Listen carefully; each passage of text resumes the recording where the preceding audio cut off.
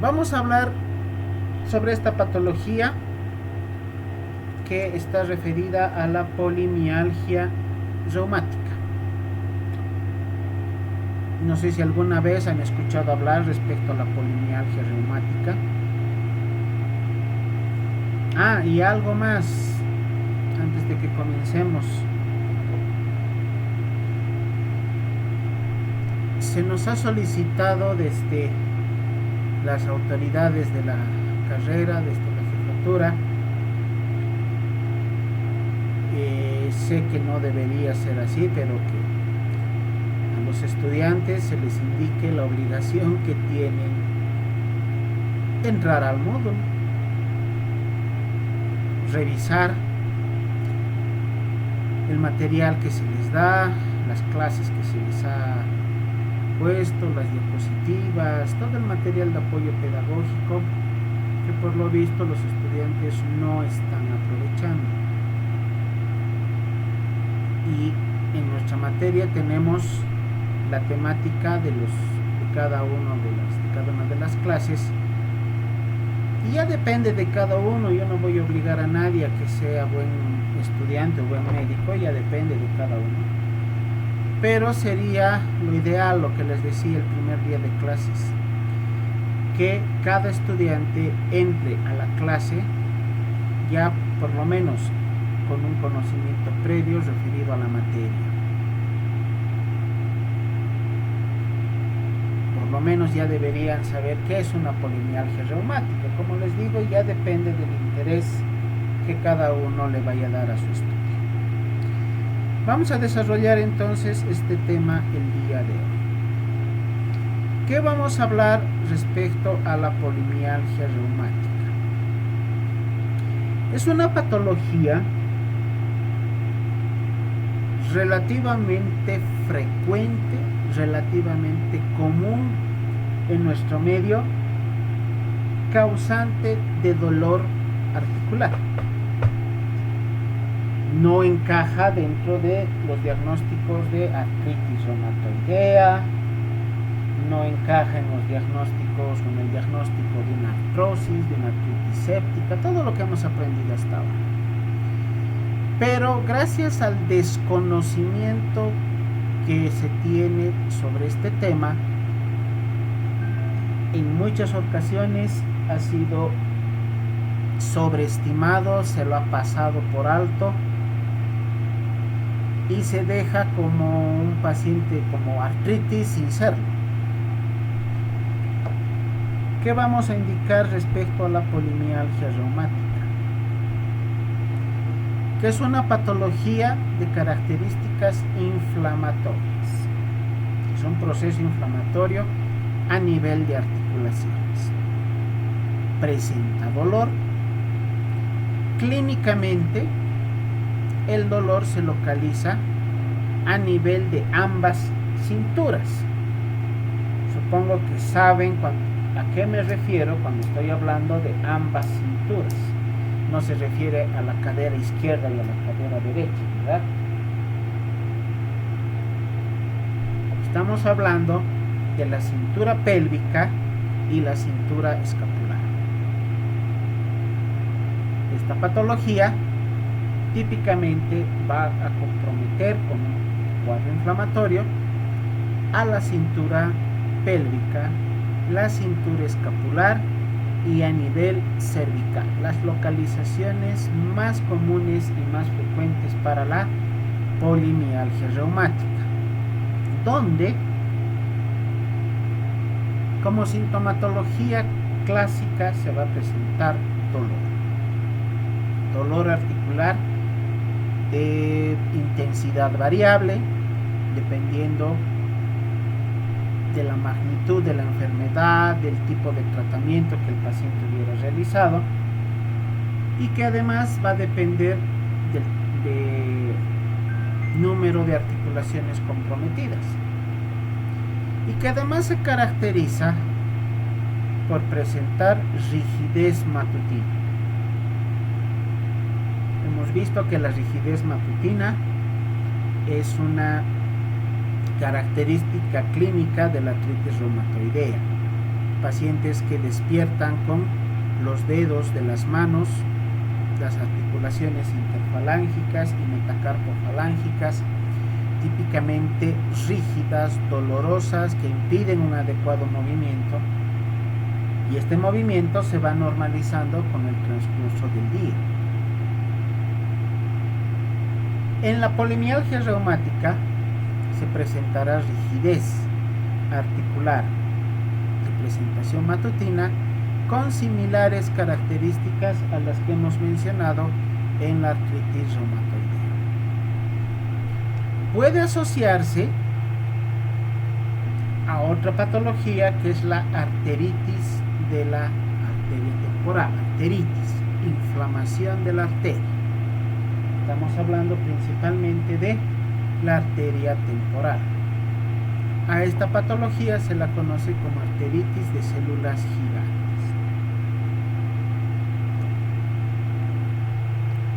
Aproximadamente un 30% de los pacientes que presentan polimialgia reumática a la vez cursan con arteritis de células gigantes. Si estamos hablando de más de un tercio de los pacientes con patología de polimialgia reumática cursan al mismo tiempo con arteritis de células gigantes. La etiología de ambas patologías, la fisiopatología de ambas entidades nosológicas son similares, por eso se determina que en la mayor parte de los casos, y sobre todo confirmado con los que me ha tocado atender en varias oportunidades, las dos patologías están presentes. Y otra característica bastante importante y a tomar en cuenta es que presentan una adecuada respuesta al tratamiento que se va instaurando. Son enfermedades que tratadas oportunamente, de una manera precoz y con la medicación adecuada, con las dosis adecuadas, responde favorablemente al tratamiento. Patología exclusiva de adultos, sobre todo mayores de los 50 años. Ya les comenté en alguna oportunidad, la medicina no es ciencia exacta, 2 más 2 nunca es 4 en medicina, y lo confirmo también porque en la ciudad de Oruro yo tuve una paciente de 35 años con polimialgia reumática. Salía de todo el contexto de lo que decía la literatura respecto al grupo etario de riesgo. La medicina tiene sus variantes, tiene sus situaciones que salen de lo que dicen los libros, de lo que indica la literatura. Toda la literatura indica que los pacientes con polimialgia reumática están por encima de los 50 años, llegando a un pico de prevalencia entre los 70 y los 80 años.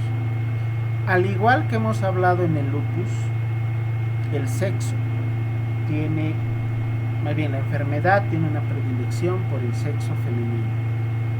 Las mujeres se enferman 2 a 3 veces más que los hombres.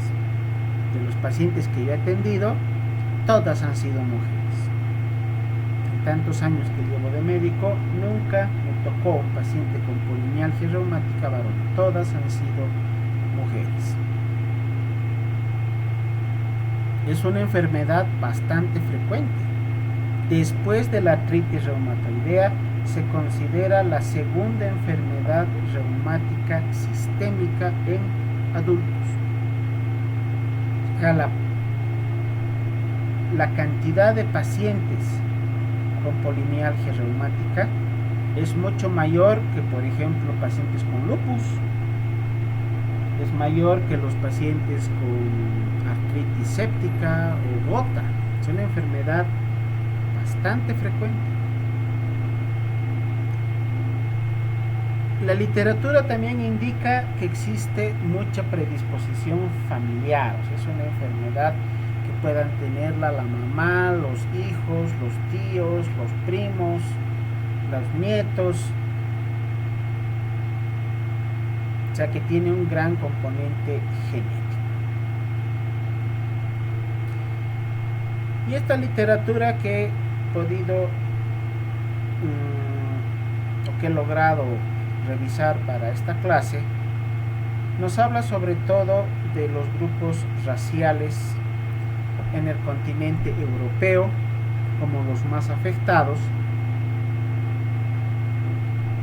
menos frecuente en el continente asiático y en América. Tenemos menos casos en América de lo que se presenta en Europa, pero de igual manera la cantidad de casos que podemos llegar a encontrar es bastante numerosa. No se tiene hasta el momento una etiología concreta y determinada para la polimialgia reumática. Como en varias patologías, se tienen algunas hipótesis respecto a cuáles pueden ser las causas que ocasionan la enfermedad. Sobre todo se toma en cuenta los factores genéticos, sin dejar de lado los factores ambientales. Se tiene, en base a este estudio de los factores genéticos, la asociación con estos mecanismos patogénicos que se derivan de la genética humana, el más conocido, el HLA. Marcadores genéticos, el HLA se escucha bastante cuando hablamos de trasplante de riñón, por ejemplo. Se ha determinado que existen mecanismos genéticos asociados relacionados con el HLA DR4 y el HLA DRB1. ¿No? Acá se les pone que son estudios limitados. No se tiene, por eso, un consenso todavía internacional, como en otras patologías, para poder determinar exactamente que esta sea la causa etiológica. En la mayor parte de los casos se ha podido determinar la presencia de sinovitis, inflamación de la sinovial, mediada por macrófagos, linfocitos T, CD4. Y acá arriba hablábamos de factores ambientales. ¿Qué tipo de factores ambientales pueden entrar como causas, como etiologías para la polimialgia reumática? Las variantes estacionales, eso nos referimos a los cambios de estación. Se han visto que la mayor parte de los casos se presentan ante cambios de estaciones del verano al otoño y del invierno a la primavera, o sea, justamente en la época en la cual estamos actualmente. Se planteó también que se podría determinar alguna infección viral como la causa desencadenante, como se dice comúnmente en la medicina, como el factor gatillo, el que ha desencadenado que la enfermedad presente su patogenia y sus características clínicas. Justamente estas infecciones virales, sobre todo de tipo respiratorio, que se presentan en cambios de estación. Al acabar el invierno y empezar la primavera, antes del COVID obviamente, se presentaban muchos casos de infecciones respiratorias y algunas veces mayor número de casos inclusive que al comienzo del invierno, por el cambio de estación de frío a calor. Entonces, en estas circunstancias, estos virus respiratorios que provocan infecciones respiratorias se los planteó como una posibilidad en la etiología, pero como les menciono, todavía no ha sido completamente determinada. Esta gráfica muestra la característica de la presentación del dolor en la polimialgia reumática. El dolor se presenta a nivel de cintura escapular, o sea, hombros, parte central del tercio superior del tórax posterior, comprometiendo sobre todo a la columna dorsal en su porción superior, a la columna cervical, y el dolor se irradia hacia el tercio superior de ambos brazos. Esta gráfica muestra la ubicación o la localización del dolor tanto en la parte posterior como en la parte anterior. Y en la gráfica inferior vemos la misma disposición del dolor, pero a nivel de la cintura pélvica, a nivel de la cadera, donde el dolor, fíjense, está muy relacionado con la articulación coxofemoral de ambos lados, y en la parte posterior el dolor irradiado hacia el tercio inferior de la columna lumbar, llegando a comprometer inclusive a la columna sacra. La localización es más frecuente a nivel de cintura escapular en relación a la cintura pélvica. El dolor típicamente aumenta con la actividad, cede con el reposo, pero en algunas circunstancias, sobre todo cuando el paciente se encuentra durmiendo, puede presentarse una crisis aguda de dolor que va a despertar a nuestro paciente, y a consecuencia del dolor este paciente tiene mucha dificultad para volver a conciliar el sueño. El dolor puede presentarse en forma unilateral o bilateral. Los pacientes que yo logré atender, todos me han referido dolor bilateral. No había predilección por ninguno de los lados. La rigidez, esta rigidez matutina que ya habíamos hablado previamente cuando tocábamos el tema de la artritis reumatoidea, pacientes que despiertan en el caso de la polimialgia reumática y que tienen la imposibilidad de mover adecuadamente los hombros, las articulaciones de las caderas, las articulaciones de los hombros, con rigidez en diversos tipos de intensidad, algunos con una intensidad muy importante que realmente impiden que el paciente pueda levantarse de la cama. Cuando nos levantamos de la cama, usualmente primero nos sentamos al borde de la cama, ¿verdad? Y luego recién nos ponemos de pie. El dolor puede llegar a ser tan intenso y la rigidez matutina puede ser tan intensa que el paciente no puede ni siquiera sentarse al borde de la cama. Esta rigidez, al igual que en la artritis reumatoidea, va cediendo poco a poco con el paso de los minutos o de las horas. Como el paciente se ha mantenido en reposo durante bastante tiempo, todas las horas que estuvo durmiendo en el transcurso de la noche, se presentó un acúmulo de líquido sinovial en estas articulaciones. Esto ocasiona al día siguiente esta rigidez que estamos mencionando. La rigidez puede ser de leve intensidad, de leve a moderada, pero que va a ocasionar complicaciones al momento de realizar actividades tan rutinarias como el vestirse o el asearse.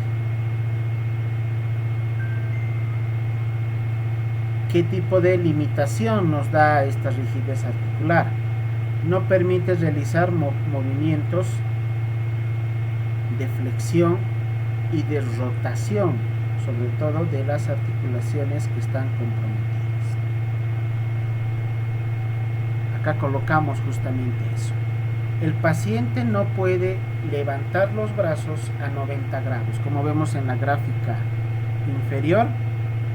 El paciente no es capaz de llegar hasta esta posición donde la extremidad superior está a un ángulo de 90 grados en relación a la cintura escapular.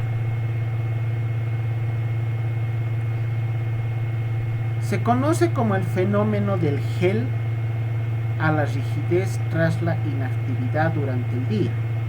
¿A qué nos referimos con esto? El paciente despierta y encuentra sus articulaciones rígidas. No puede moverse, o si se mueve le provoca dolor. Debe permanecer en reposo un cierto tiempo y realizando ya pequeños movimientos. Valga el término, es como si las articulaciones se fueran aflojando.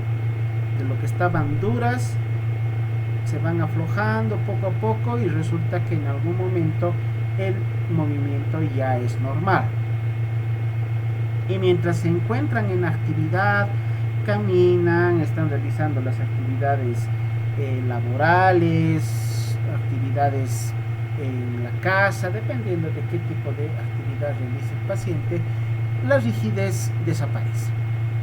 Pero una vez que el paciente entra nuevamente en inactividad, qué sé yo, toma un descanso después de la hora del almuerzo, se siente en un sillón, bueno, ahora ya no es a leer el periódico, ¿no? Es a leer las noticias con el celular, que el WhatsApp, que el Facebook, qué sé yo. Está un cierto tiempo en inactividad, en reposo, y la rigidez reaparece. A eso se llama fenómeno del gel, ¿no? Denominando así como el gel que se coloca en el cabello para mantenerlo estático. Lo mismo se refiere a esta situación de la inactividad que va a ocasionar la falta de movimiento en las articulaciones y la rigidez que se puede presentar posteriormente.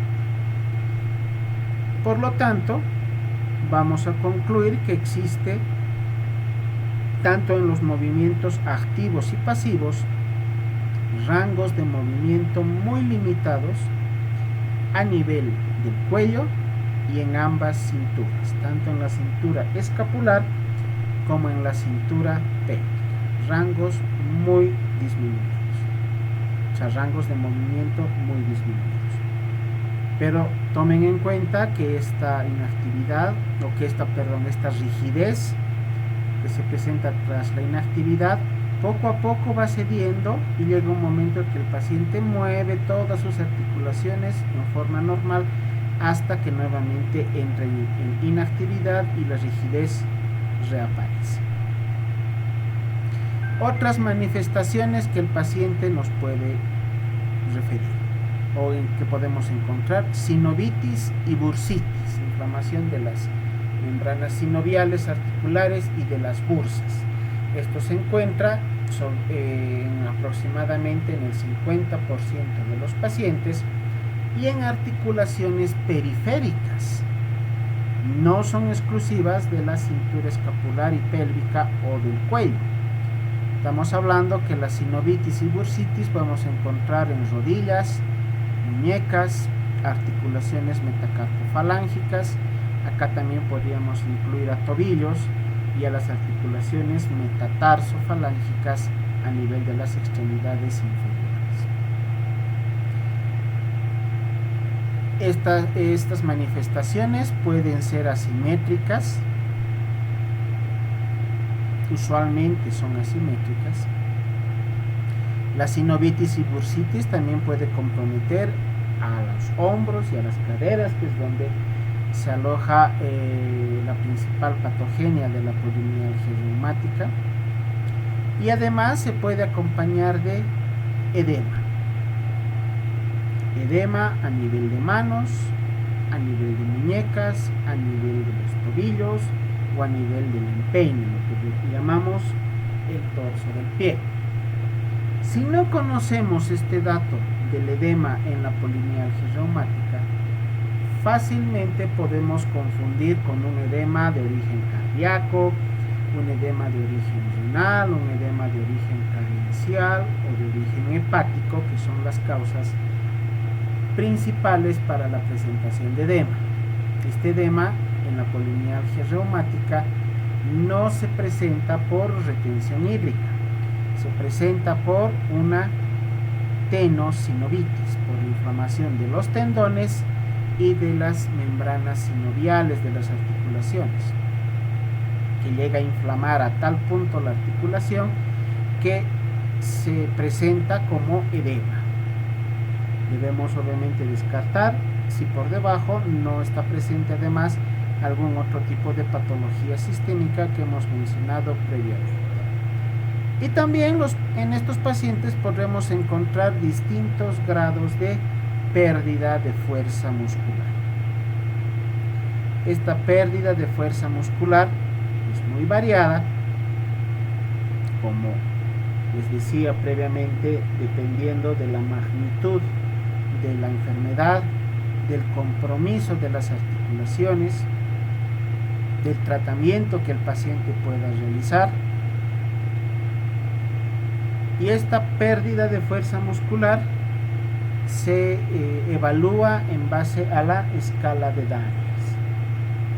A través de la escala de Daniels, que ya habíamos hablado en alguna oportunidad, y también a través de la escala de Oxford, que también se les solicitó que puedan revisarla si es que no la conocían, podemos llegar a determinar los grados de fuerza muscular dependiendo si el lugar, la articulación que estamos evaluando realiza movimientos activos contra la gravedad o contra la resistencia. Ustedes ya saben a lo que me estoy refiriendo. Para eso nos sirve la escala de Daniels y la escala de Oxford, para poder medir la pérdida de fuerza muscular. Otros síntomas que el paciente nos puede referir, que son síntomas ya sistémicos, pero de presentación más rara, más ocasional. Fatiga. El paciente tiene una astenia y adinamia muy marcadas. Fíjense en esta gráfica que está aquí a la derecha, que justamente nos grafica lo que estamos hablando.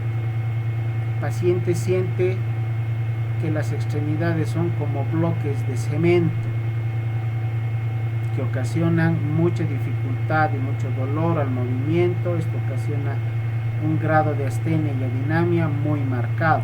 Esto lleva a depresión gracias a la falta de movimiento en los pacientes. La depresión llega a ser una manifestación muy común en esta patología articular, pero ya como un compromiso de orden psicológico y psiquiátrico. Gracias a que el paciente está en un estado de depresión y sobre todo por la dificultad y el dolor que le representa al paciente el mover las articulaciones de la cintura escapular, el paciente entrará en un grado de anorexia y obviamente pérdida de peso. El paciente no se alimenta adecuadamente, y si esto se mantiene en el transcurso de un tiempo bastante prolongado, se acompañará de una pérdida de peso variable. En uno de mis pacientes tuvimos una pérdida de peso de aproximadamente 10 a 12 kilos en un lapso de unos 2 meses, 2 a 3 meses. Estamos hablando de una pérdida de peso bastante importante. Y también podemos encontrar fiebre. Pero ya estarán pensando, la fiebre es de origen infeccioso. Sí, esto no es infección. Pero no se olviden que existe 95% de los casos de fiebre son de causa infecciosa. 5% de las causas de fiebre son de origen no infeccioso. Hemos hablado en algún momento del lupus, del lupus de esta situación.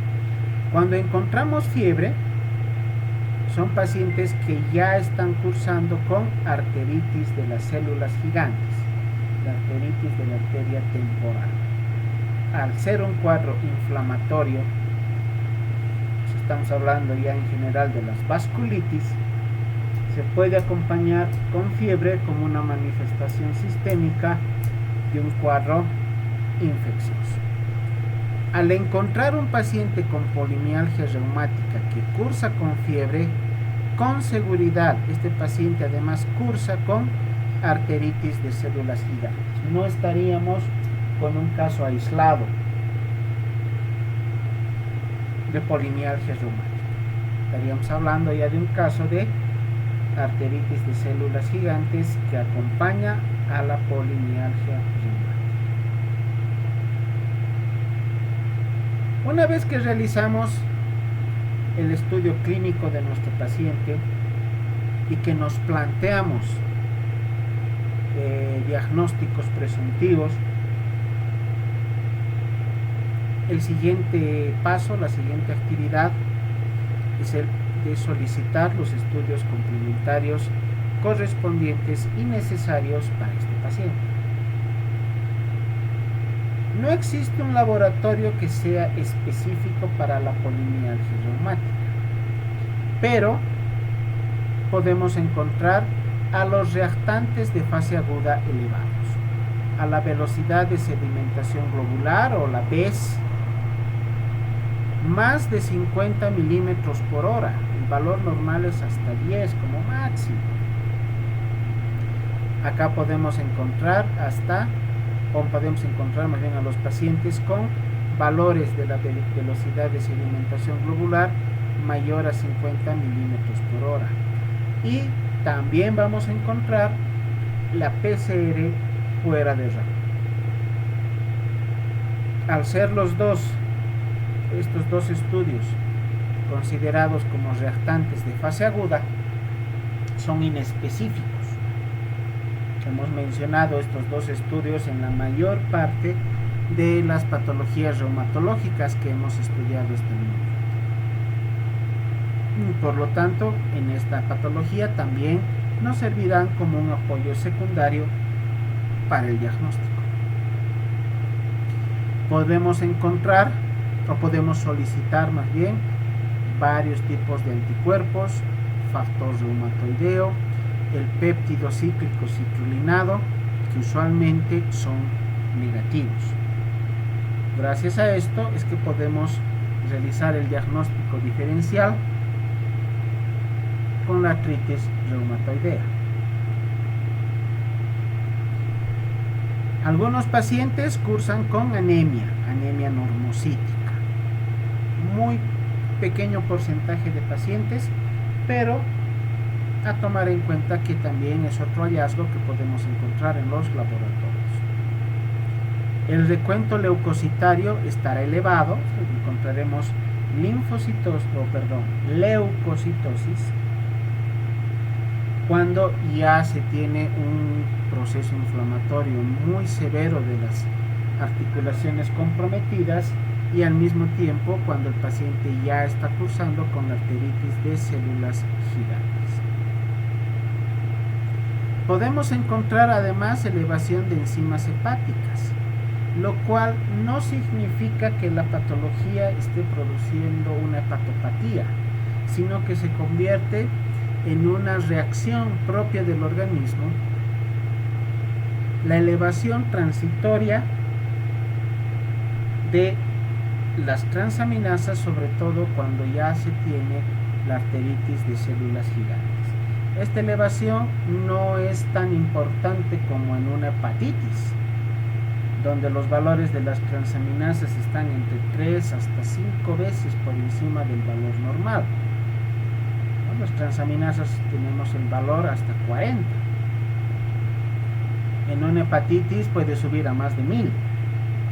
En estos casos, las elevaciones a veces no son muy importantes, llegando a duplicar el valor, o sea, 80, 100 a lo mucho. Pero cuando encontremos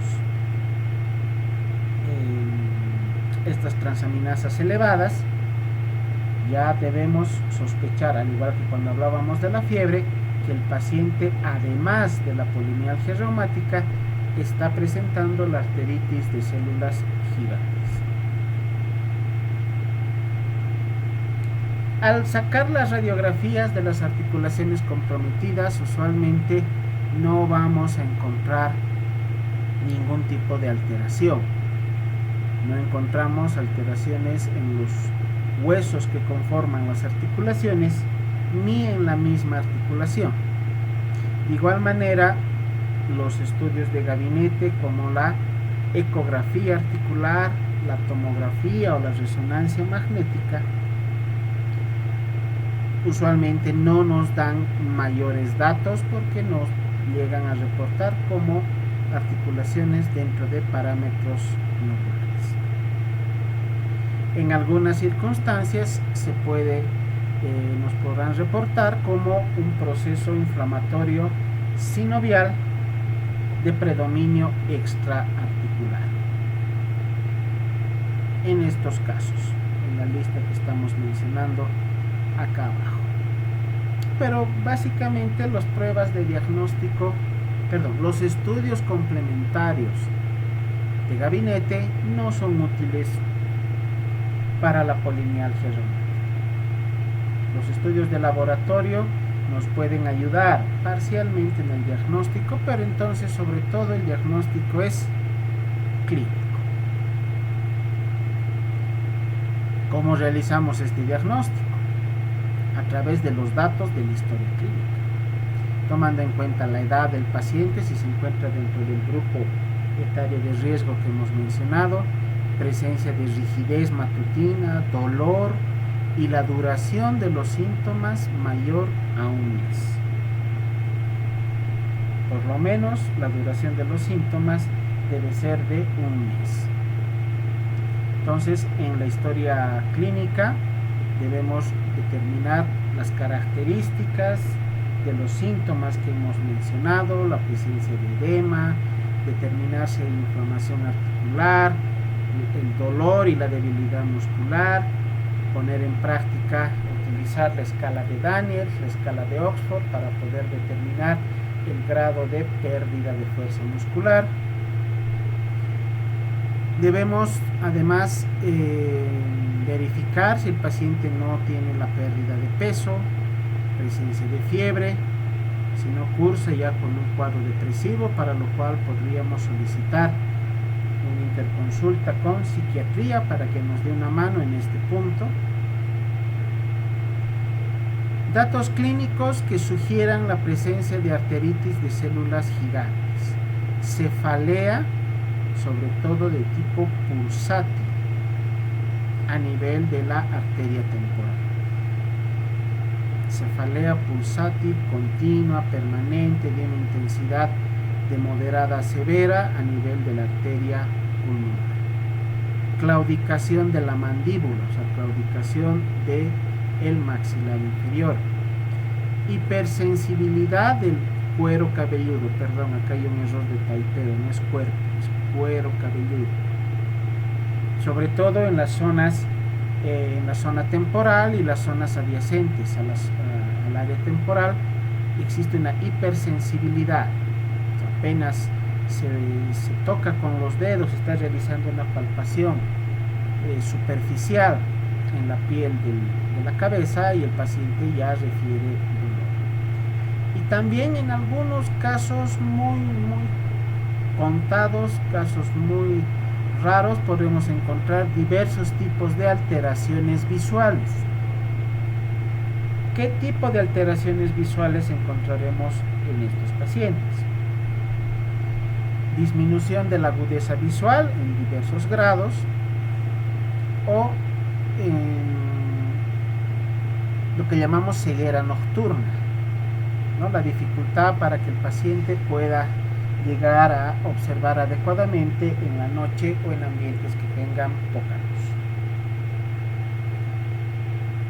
Como ya hemos visto en los estudios complementarios, sobre todo vamos a solicitar el hemograma y los restantes de fase aguda, que son los que nos darán los datos más relevantes. En el hemograma encontrar anemia en sus diversos grados y los restantes de fase aguda positivos, lo cual nos ayudarán con el diagnóstico. Entonces, el diagnóstico sobre todo es clínico. Acá realmente se cumple el concepto que les doy siempre a los estudiantes, que el diagnóstico principal del paciente debe ser hecho en base a datos clínicos. Los estudios complementarios se convierten en eso, en un complemento, se convierten en una herramienta secundaria que nos ayudarán a poder confirmar nuestro diagnóstico. Acá les traigo otro resumen de cómo realizar el diagnóstico, sobre todo basado en la clínica, hallazgos de laboratorio que no son patognomónicos. Podemos encontrar a la velocidad de sedimentación globular y proteína C reactiva elevada, en el hemograma una anemia normocítica y normocrómica, leucocitosis si estamos con un proceso inflamatorio articular y arteritis de células gigantes, factor reumatoideo, anticuerpos antinucleares, péptidos anticiclinados negativos, radiologías normales. Se determinó en algún momento realizar prueba de Mantoux. Se utiliza esta prueba, se utilizaba la prueba de Mantoux para diagnóstico de tuberculosis. Se planteó en algún momento que pudiera haber un origen específico, o sea, que sea una manifestación extrapulmonar de la tuberculosis.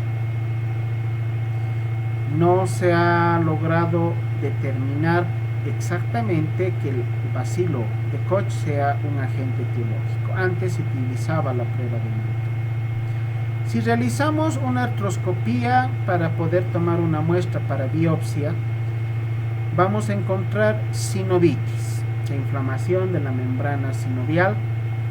Mayores datos no nos va a dar. Este también es un dato inespecífico.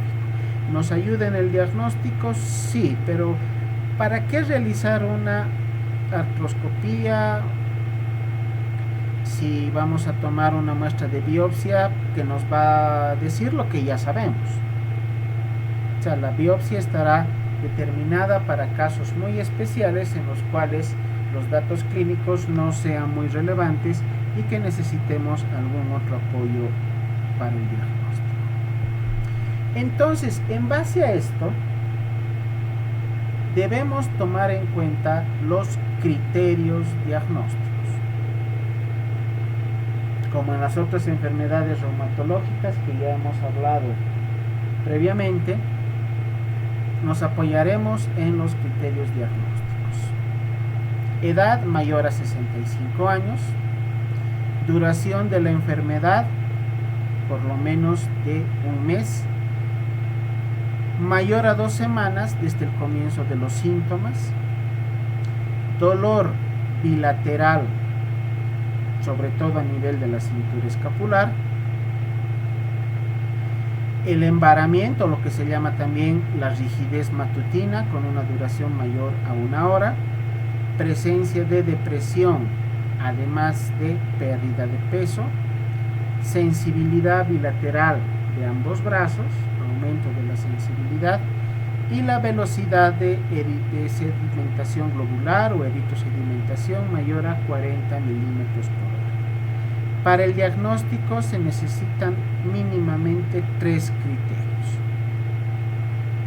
Ahora, podemos tener 1 o 2 criterios más la evidencia de arteritis temporal. En ausencia de arteritis temporal, 3 o más criterios nos dan el diagnóstico. Con la verificación de la arteritis temporal son suficientes 1 o 2 criterios. En base a esta lista que les muestro acá, ya podemos tener los datos necesarios para poder realizar nuestro diagnóstico. Bien, esto vamos a pasar, ya hemos hablado de esto. Diagnóstico diferencial.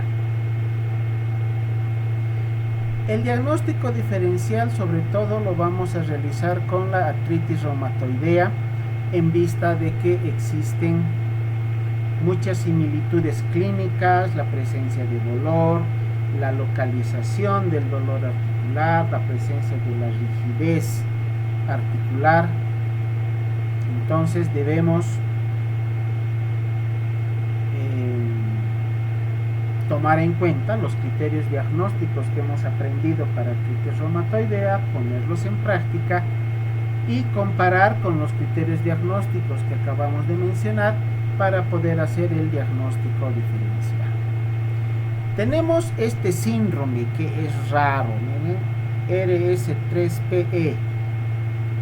Es un síndrome, acá está su nombre en inglés, que cursa con edema, sobre todo distal en miembros superiores en las zonas extensoras, y además se acompaña de poliartralgias. Esta poliartralgia, el dolor de estas artralgias es de inicio súbito y sobre todo de predominio distal, como hemos mencionado, ¿recuerdan? Edema a nivel de manos, muñecas, tobillos, pies.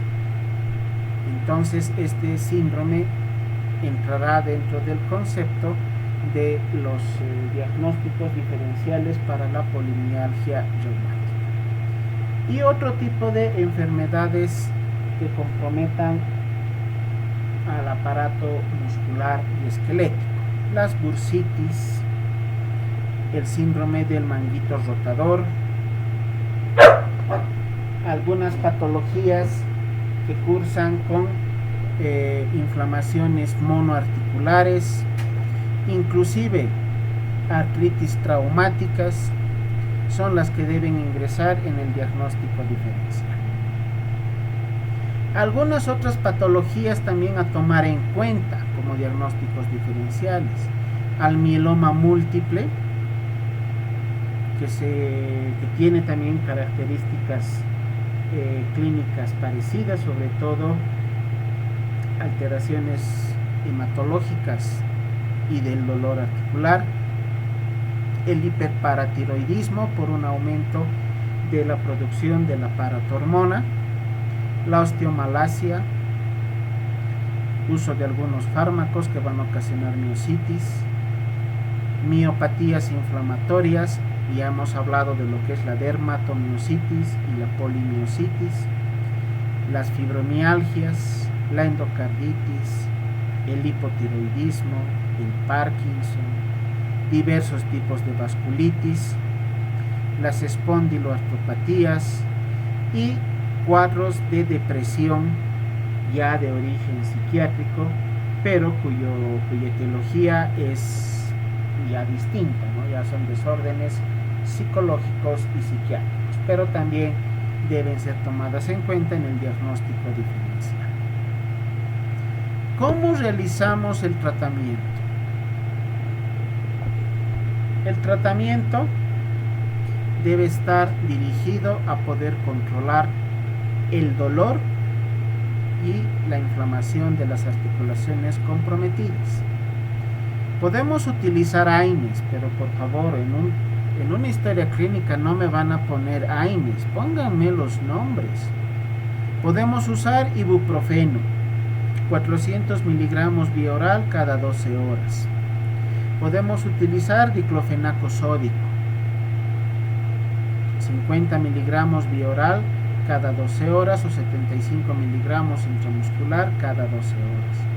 Podemos utilizar indometacina, 25 miligramos vía oral cada 12 horas o 100 miligramos vía rectal una vez por día en horario nocturno.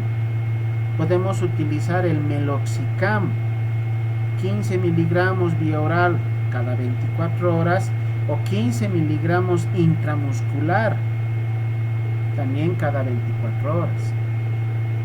Otros AINES, el Celecoxib, 200 miligramos vía oral cada día. Todos los AINES que ustedes conozcan pueden ser utilizados en el tratamiento de la polimialgia reumática. También podemos utilizar corticoides. De ellos, el más utilizado, el que se prefiere para estos tratamientos, es la prednisona, pero a dosis antiinflamatorias. Porque les he mencionado, y obviamente ustedes ya lo han aprendido en farmacología, que la prednisona tiene una dosis antiinflamatoria y una dosis inmunosupresora. Se los he vuelto a repetir en nuestras clases. La dosis antiinflamatoria entre 10 a 20 miligramos por día. Es se da una sola vez al día. En cambio, la dosis inmunosupresora es 1 miligramo por kilogramo de peso. En una persona que pesa 80 kilos serán 80 miligramos de prednisona por día. Hemos hablado en casos de lupus, por ejemplo. Acá en el tratamiento de la polimialgia reumática, el tratamiento con corticoides deberá ser realizado a las dosis antiinflamatorias. La mejoría en cuanto a la clínica se presenta en un par de días. El tratamiento con la prednisona tampoco puede ser de por vida, caso contrario al paciente lo vamos a volver a un paciente con síndrome de Cushing iatrogénicamente. Se da el corticoide hasta que remitan los síntomas o por lo menos disminuyan en su intensidad. Esto se puede lograr en un par de días. Yo recomiendo el uso de la prednisona en estas características máximo un lapso de una semana, hasta unos 10 días como máximo. Más días nos puede llevar a tener complicaciones como el Cushing. Una vez que se llega a la remisión de los síntomas, como seguramente también han aprendido en farmacología y en endocrinología, al corticoide se lo debe ir disminuyendo progresivamente. Si le estamos dando 20 miligramos por día, no vamos a retirarle de un día para el otro el corticoide. Debemos ir bajando progresivamente la dosis. Si estaba recibiendo 20 miligramos, digamos hasta el día de hoy, que cumplí el tratamiento, mañana bajaremos la dosis a 15 miligramos. Estos 15 miligramos mantendremos unos 2 a 3 días, luego bajamos a 10 miligramos. Mantenemos 2 o 3 días, bajamos a 5 miligramos. Bajamos 2 o 3 días o mantenemos 2 o 3 días y al final recién retiramos la prednisona. ¿Por qué se realiza esta actividad? ¿Por qué se debe utilizar el corticoide? No solo la prednisona, todos los corticoides deben ir disminuyendo progresivamente por el riesgo de que el paciente ingrese en un cuadro de síndrome de Addison, en una insuficiencia suprarrenal. La respuesta terapéutica al corticoide es tan marcada que si utilizamos el corticoide y no se tiene mejoría clínica, debemos replantearnos el diagnóstico. Si no hay una respuesta adecuada al tratamiento, posiblemente estemos ante un diagnóstico equivocado y debemos plantearnos un nuevo diagnóstico, realizar una reevaluación de nuestro paciente. Posiblemente estemos con una equivocación en cuanto al diagnóstico. Y otro pilar para el tratamiento es la fisioterapia. La fisioterapia se nos convierte en un aliado, pero insustituible en estos casos de polimialgia reumática, donde se le dan al paciente diversas sesiones de fisioterapia para disminuir el dolor, en lo que se llama fisioterapia antiálgica. Fisioterapia antiálgica para disminuir el dolor. Fisioterapia de fortalecimiento muscular en los casos de adinamia muy importante o en los casos que hubiéramos encontrado, gracias a la escala de Daniels, una pérdida de fuerza muscular importante. Fisioterapia para fortalecimiento articular. Estas articulaciones, al estar inflamadas, al no tener el movimiento correspondiente y adecuado, usual, son articulaciones que pierden fuerza. Inclusive la enfermedad puede estar ya superada, pero el movimiento articular tarda mucho tiempo en normalizarse. Para eso está la fisioterapia. Y la monitorización, o sea, el control que el paciente debe ir recibiendo por parte del médico tratante. Lo primero, ver la respuesta clínica al tratamiento, o sea, lo que conocemos en farmacología como la respuesta terapéutica. Control rutinario para descartar la arteritis de células gigantes. Realizar un control rutinario laboratorial de hemograma más PCR más la velocidad de eritrosedimentación en estos lapsos de tiempo.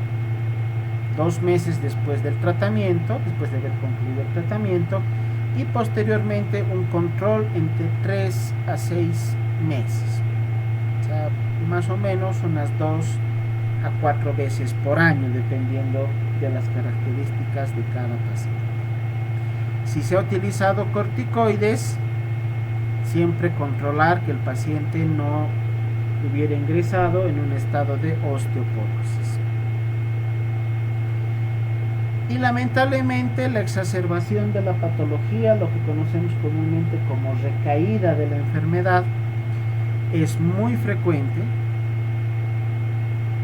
Usualmente puede presentarse si el tiempo de administración de la medicación no ha sido la adecuada, si las dosis utilizadas de los medicamentos no han sido los necesarios. Si fuera ese el caso y el paciente está con una recaída de la patología, debemos empezar nuevamente de cero.